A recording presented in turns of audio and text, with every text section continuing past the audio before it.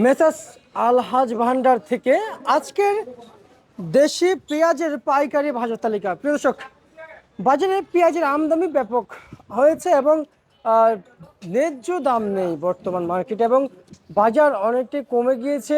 ব্যবসায়ীকে জানিয়েছেন বাজার বাড়বে, কিন্তু এখনো সেই বাড়তেই শুনতে পাচ্ছি, বাজার বৃদ্ধি হচ্ছে না। এ বিষয়ে আরো কিছু জানবো এবং আজকের বাজারের তালিকা নিয়ে আরো কিছু জানার চেষ্টা করছি। আসসালামু আলাইকুম। ওয়ালাইকুম আসসালাম। কেমন আছেন? আলহামদুলিল্লাহ ভালো আছি। আপনি তো শ্যামবাজারের বিশিষ্ট ব্যবসায়ী। আচ্ছা, একটু জানতে চাইবো ব্যবসায়িক সাহেব, আপনাদের এই শ্যামবাজারে যে আজকে যে পেঁয়াজ আমদানি হয়েছে, কেমন আমদানি হয়েছে? আজকে আমদানি একটু অন্য 4-5 দিনের চেয়ে আজকে একটু আমদানি কম হয়েছে। তাতে ব্যাপক কিছু জয় পরাজয় ঘটে নাই।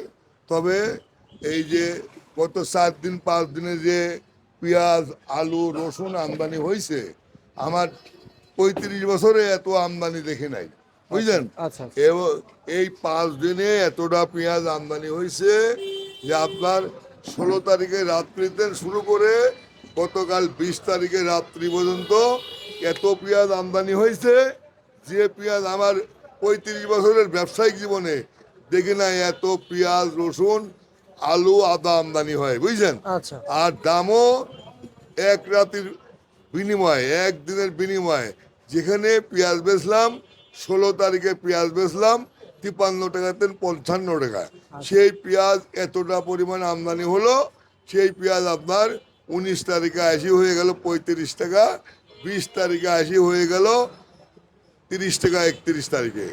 আজকে একটু আমদানি কম হবার কারণে একটু টাকি মাছ যেরকম মাথা লড়াই টুকটাক টুকটাক করে এরম বাজারটা একটু টুকটাক টুকটাক করে লড়তেছে। তাতে আশা করা যায় যদি আমদানি একটু স্বাভাবিক হয়, আজকে আমদানি স্বাভাবিক হয়, তাহলে বাজারটা একটু বাড়তে পারে।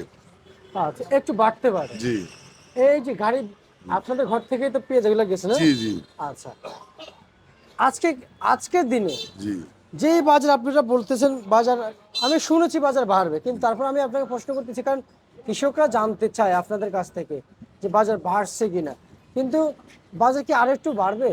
হ্যাঁ, কৃষকেরা একটু বুদ্ধি খাটা সীমিত আকারে তুলা যদি উঠায়, মানে একবারে হুটিপাটা করে না উঠায়, বুঝছেন।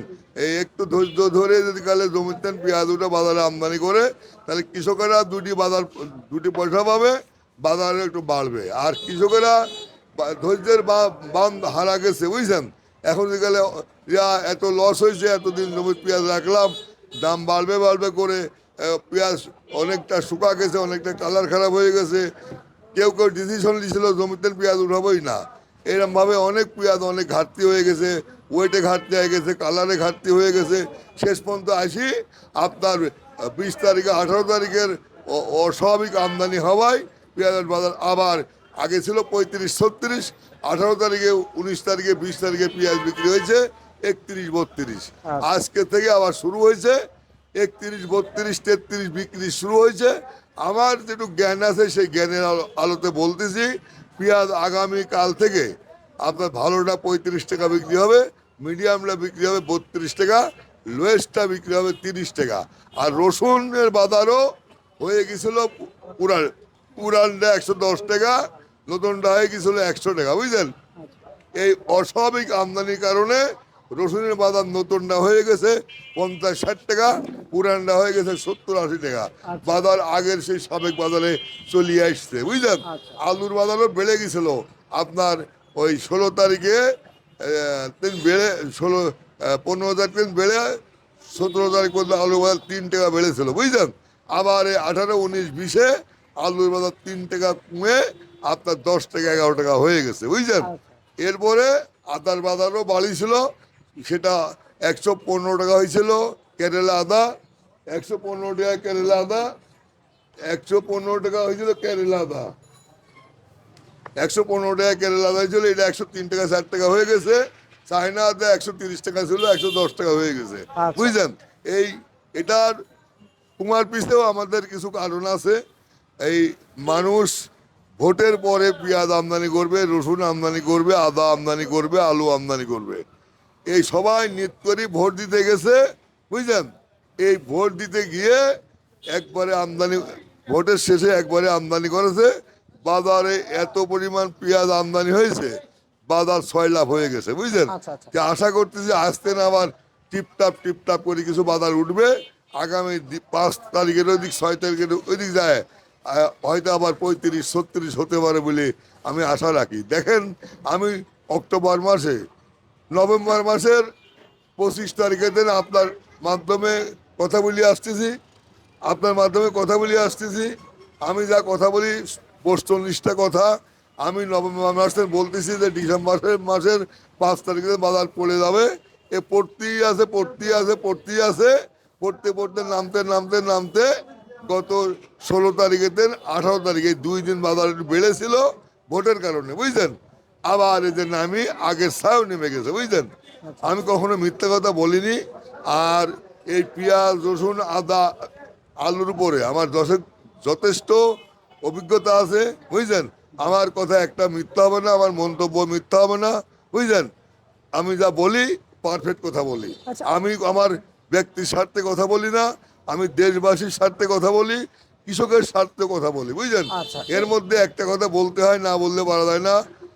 দীর্ঘ 17 বছর মানুষ বুকের দম আটকা ছিল, বুঝছেন। এক নতুন সরকার আসি বুকের যে নিঃশ্বাস উন্মুক্ত হয়, এখন বেরোচ্ছে। বুকের নিঃশ্বাস উন্মুক্ত হয় আজ 3-4 দিন ধরে। নতুন মাননীয় প্রধানমন্ত্রী আসছে। এই নতুন প্রধানমন্ত্রীর শাসনের কারণে এই 17 কোটি মানুষের বুকের নিঃশ্বাস এই উন্মুক্ত হয়ে বেরোচ্ছে। এখন যদি কারে কোনো দলীয় লোক, কোনো অন্য ষড়যন্ত্রকারীরা আবার এই বুকের নিঃশ্বাস যে বের হচ্ছে উন্মুক্তভাবে, পরিষ্কারভাবে বুকের নিঃশ্বাস বেরোচ্ছে আজ 3-4 দিন ধরে, 17 বছর পরে, যদি কোনো কুচক্র কোনো কিছু না করে, এই বুকের নিঃশ্বাস এই সরকারের আমলে সুষ্ঠুভাবে বুক থেকে নিঃশ্বাস বের হবে। এই নিঃশ্বাস কেউ দূষিত করিতে পারবে না, আচ্ছা আচ্ছা এটা আশা রাখতেছি। আচ্ছা। তারপরে আমরা আরেকটু বলি, আমাদের যে কৃষকরা বলেছেন আসলে নির্বাচনের পর পরই সারা দেশে জ্যাম লেগে গিয়েছিল, পেঁয়াজ আসতে পারে না, 4 দিনে পেঁয়াজ একদিনে নামতেছে। এটা কি আসলেই বাস্তবায়ন হয়েছে? না, এই বাস্তব সত্যি কথা। মানে পেঁয়াজ মানুষ ভোটের পরে উঠাবে বলে নিত করেছিল, জমি ফেলে রাখেছিল। পেঁয়াজ ভোটের পরে, ভোট গেছে 12 তারিখে, 14 তারিখে পেঁয়াজ উঠানো শুরু হয়েছে, বাজারে আমদানি হয়েছে। এতটা পরিমাণ আমদানি হয়েছে আমার 35 বছরের জীবনে আমি এত পেঁয়াজের এত আমদানি দেখি নাই, এত রসুনও আমদানি দেখি নাই, এত আদা, এত আলু কখনো আমদানি হয় নাই।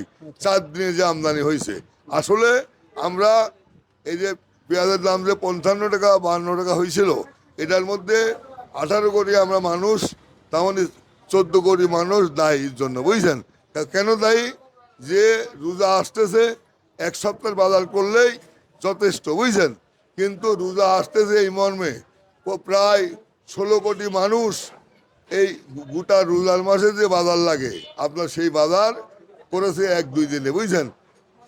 14 তারিখে 15 তারিখে 2 দিনে বাজার করাই আপনার একবারে বাজারের স্টাফ পড়ে আপনার যত রকম রোজার পণ্য আছে, পেঁয়াজ, রসুন, আদা, আলু, আপনার খেজুর, খেজুর, আপেল, কমলা, যত রকম পণ্য আছে, 1 দিনে 2 দিনে বাজার করায় এই 16 কোটি মানুষ একবারে বাজার করছে, বুঝছেন।